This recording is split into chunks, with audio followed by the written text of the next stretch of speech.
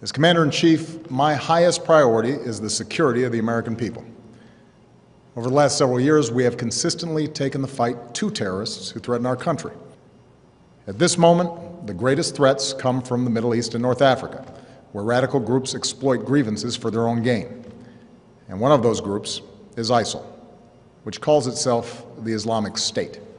In a region that has known so much bloodshed, these terrorists are unique in their brutality. They execute captured prisoners. They kill children. They enslave, rape, and force women into marriage. They threatened a religious minority with genocide. And in acts of barbarism, they took the lives of 2 American journalists, Jim Foley and Stephen Sotloff. Our objective is clear. We will degrade and ultimately destroy ISIL through a comprehensive and sustained counterterrorism strategy. First, we will conduct a systematic campaign of airstrikes against these terrorists. Working with the Iraqi government, we will expand our efforts beyond protecting our own people and humanitarian missions so that we're hitting ISIL targets as Iraqi forces go on offense. Moreover, I've made it clear that we will hunt down terrorists who threaten our country wherever they are. That means I will not hesitate to take action against ISIL in Syria as well as Iraq. This is a core principle of my presidency.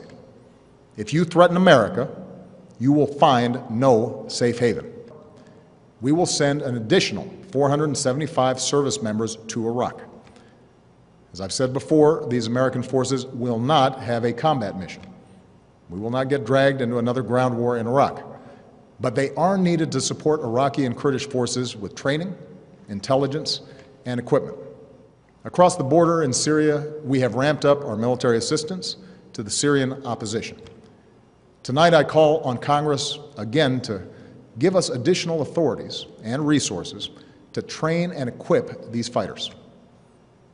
In the fight against ISIL, we cannot rely on an Assad regime that terrorizes its own people, a regime that will never regain the legitimacy it has lost. America will be joined by a broad coalition of partners. Already, allies are flying planes with us over Iraq, sending arms and assistance to Iraqi security forces and the Syrian opposition, sharing intelligence and providing billions of dollars in humanitarian aid. My administration has also secured bipartisan support for this approach here at home. I have the authority to address the threat from ISIL, but I believe we are strongest as a nation when the President and Congress work together. So I welcome congressional support for this effort in order to show the world that Americans are united in confronting this danger. Now, it will take time to eradicate a cancer like ISIL.